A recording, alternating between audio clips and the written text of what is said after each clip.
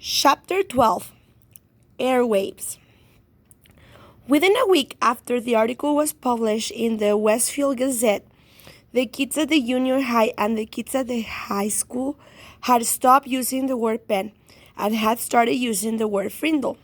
They loved it.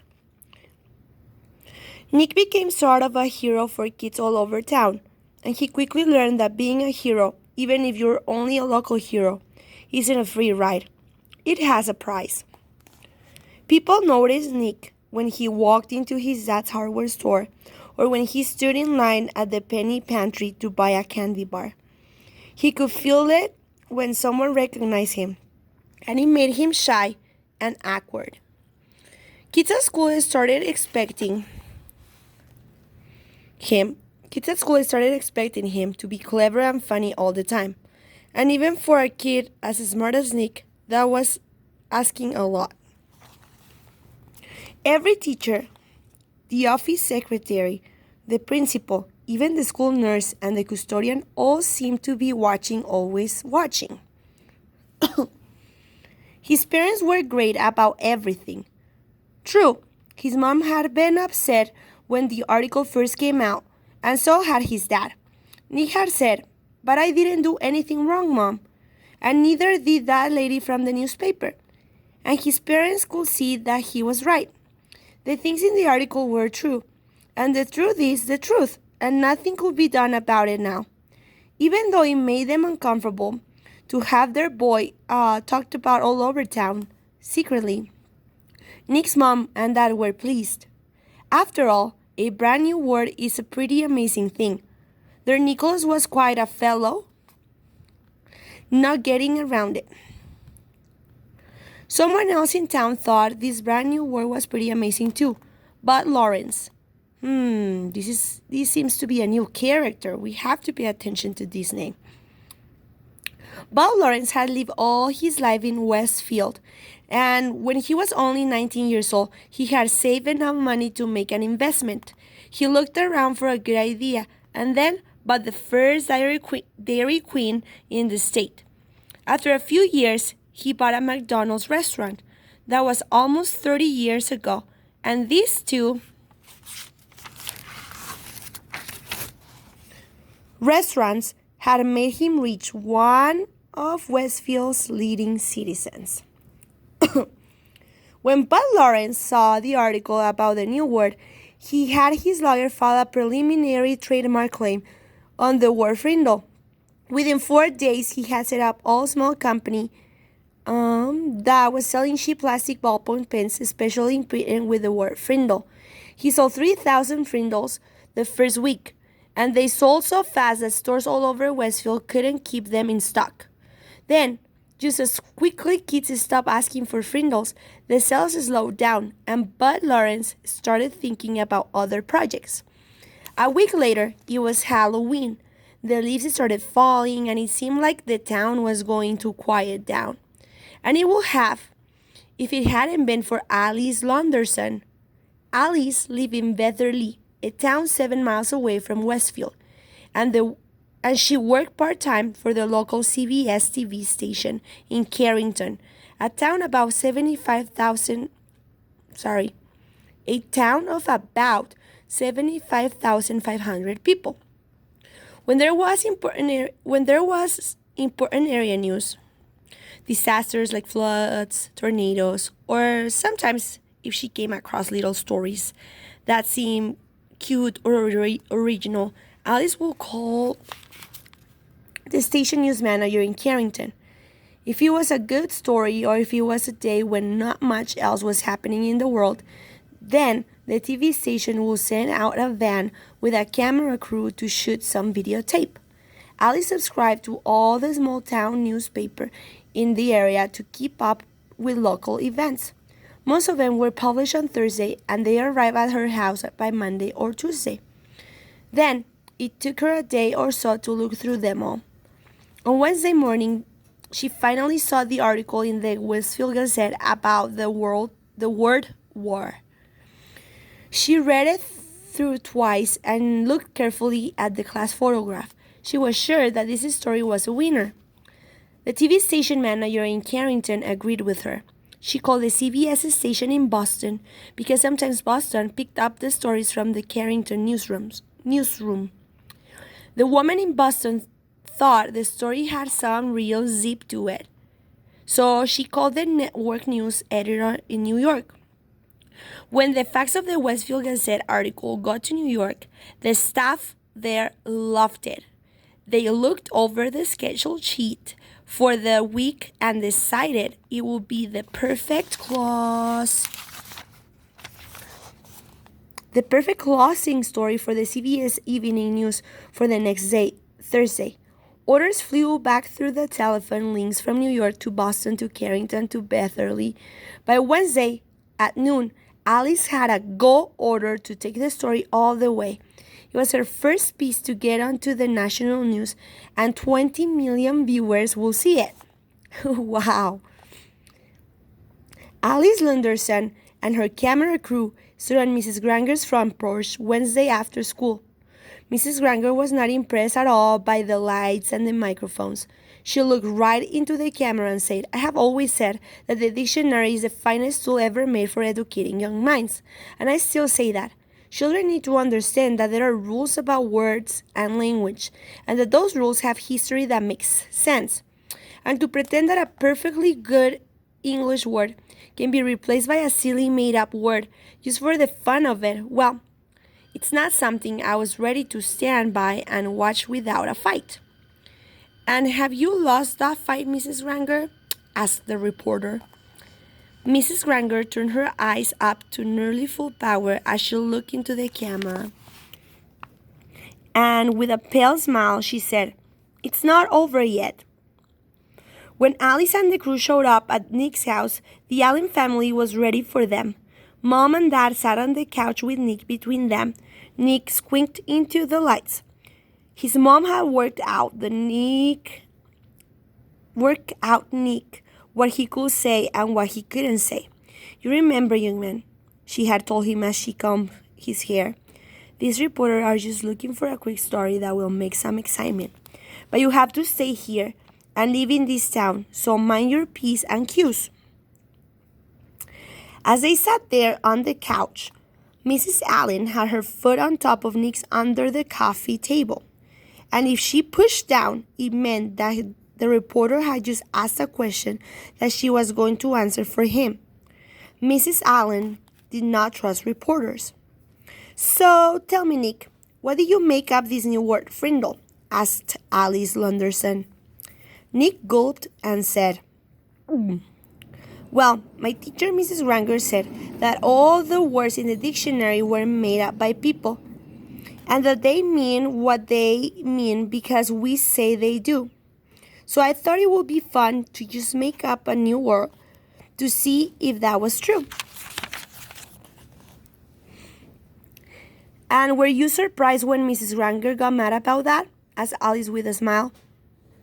There was a push on Nick's foot, and his mother said, "We never felt that Mrs. Granger got angry. When everyone started using the word Frindle, it just got to be disruption. That's all. She's really a very fine teacher." "Yeah," said Nick. "I mean, I learned a lot about words, and without her, I wouldn't have." "So, what's next for you and the new word?" Alice was wrapping it up.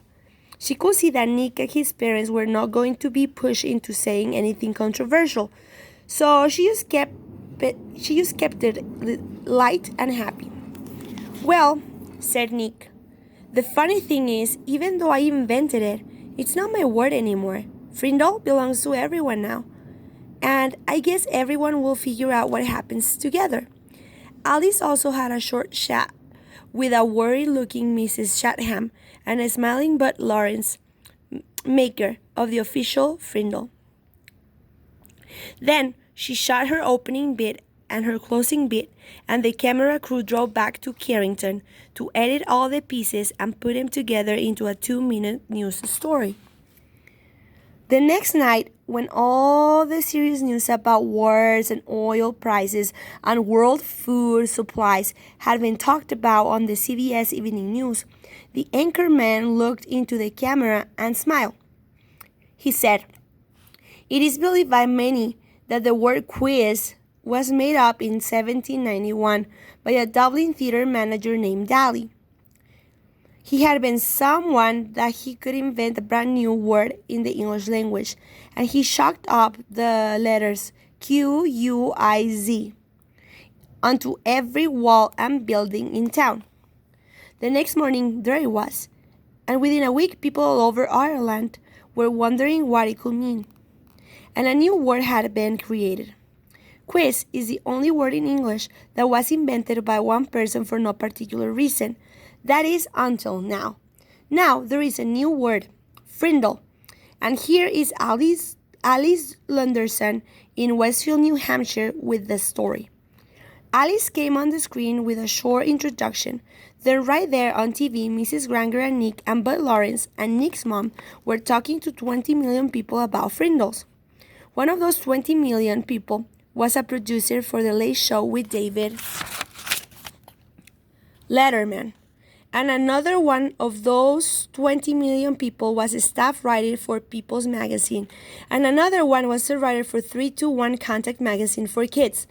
Dozens of other writers and producers and marketing people saw that story on the news, and all of them smelled a great story.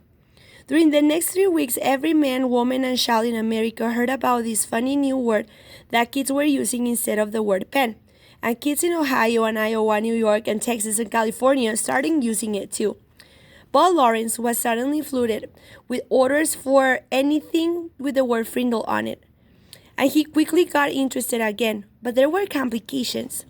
Bud's lawyer said, "You see that stack of orders there? Trouble. That's what that is. We got a trademark file, but it's not only like an application. The whole country knows that that little kid made up the word, and unless you make a deal with his dad, you're going to end up with nothing, maybe even a big fat lawsuit. That kid owns that word." When Mr. Allen came home at lunchtime, America's heard about this funny new word.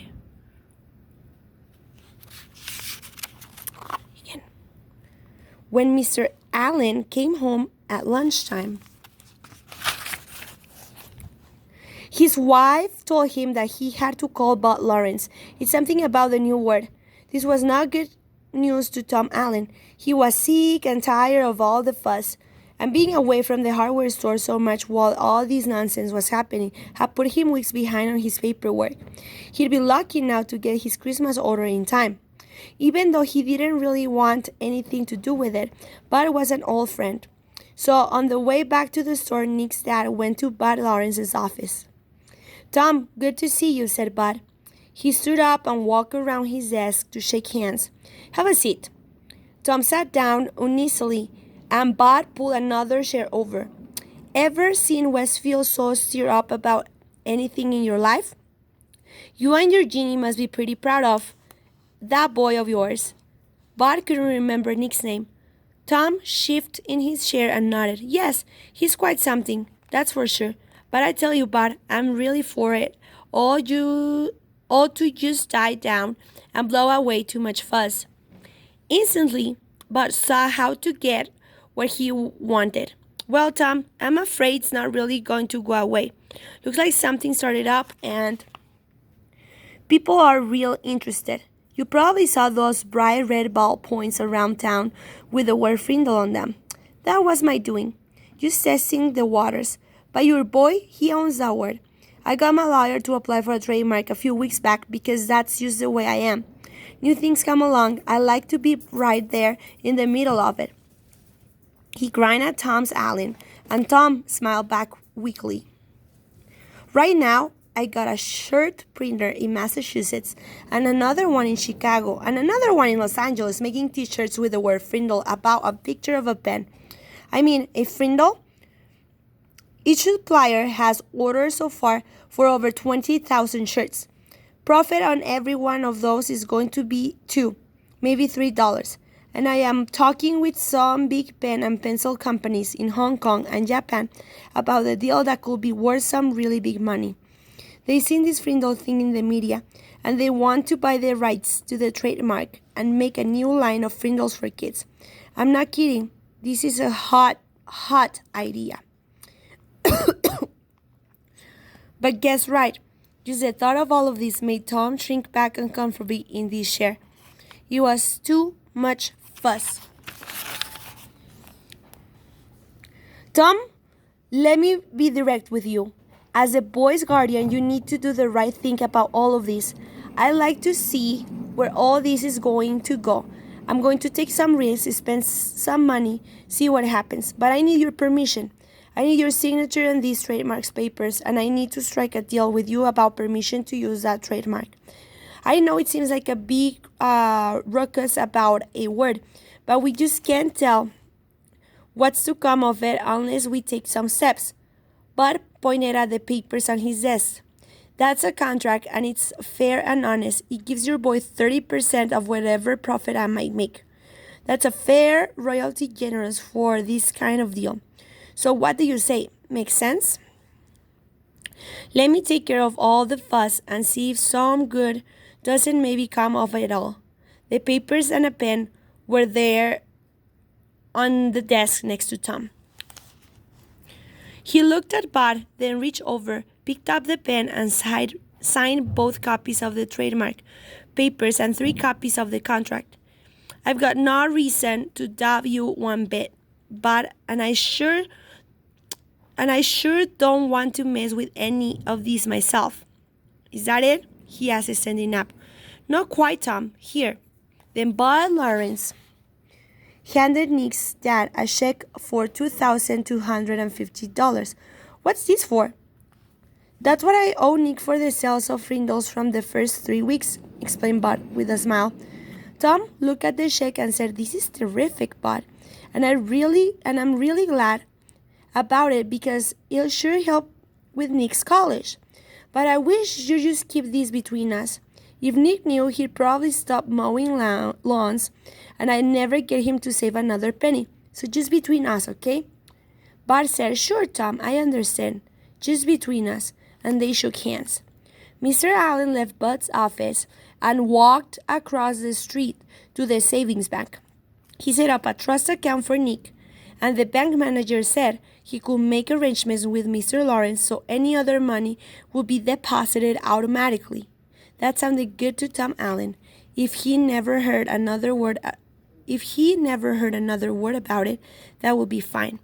As Nick's dad walked slowly back to the hardware store, he wondered if things were ever going to be the same again in his quiet little town. The end.